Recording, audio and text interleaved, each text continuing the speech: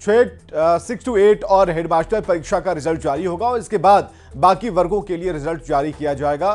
VPSC अध्यक्ष अतुल प्रसाद से बात की हमारे सहयोगी। टीआरई 1 के अनुभव से हम लोगों को काफी फायदा में हुआ जी, और टीआरई 1 में हम लोगों ने जिस तरह से टेक्नोलॉजी का प्रयोग किया, इस बार हम लोग उसका उपयोग कर रहे हैं।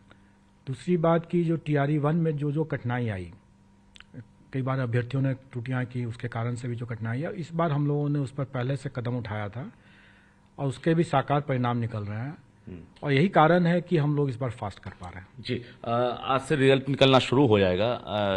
किन किन वर्गों के लिए रिजल्ट आएगा आज हम लोग 6 to 8 शिक्षा विभाग का मैथ्स एंड साइंस का जो पेपर है उसका निकालेंगे जी, और संगीत कला जो है ईबीसी एसटी वेलफेयर डिपार्टमेंट का है उसका निकालेंगे और हेडमास्टर्स का निकालेंगे आज।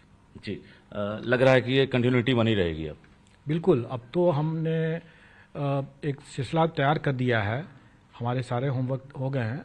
आंसर की जैसे जैसे हमारे फाइनल आंसर की जैसे जैसे तैयार हो जाते हैं और पब्लिक डोमेन में हम उसको डालते जाएंगे, वैसे वैसे हम लोग परीक्षा फल भी घोषित करते जाएंगे। जिस तरह से अभी एनआईओएस को लेकर सुप्रीम कोर्ट ने भी एक आदेश जारी किया था, अभी बीपीएससी में भी बहुत सारे अभ्यर्थियों ने एग्जाम दिया है जो 18 महीने वाले जो डीएलएड हैं, तो क्या उनके रिजल्ट को अब जारी कर रहे हैं? देखिए, इसके बारे में हम लोगों ने जो विस्तृत अनुदेश एक कल ही निकाला है, हमारे वेबसाइट पर भी है, उसमें स्पष्ट है कि हम लोग माननीय सर्वोच्च न्यायालय का जो आदेश है, उस आदेश के लाइट में जो शिक्षा विभाग का जो निर्णय है वो हमें संसूचित है और हम उसी के हिसाब से करेंगे और वो हम लोगों ने अपने वेबसाइट पर डाल दिया है।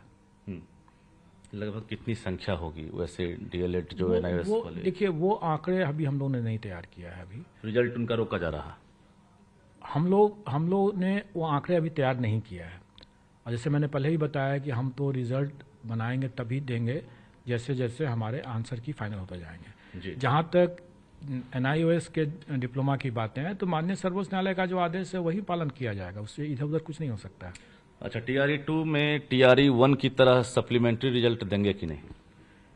मैंने पहले भी स्पष्ट किया कि आयोग की मजबूरी है कि वो मल्टीपल रिजल्ट देंगे और मैं समझता हूं कि मैंने उसको अच्छे तरीके से एक्सप्लेन कर दिया है।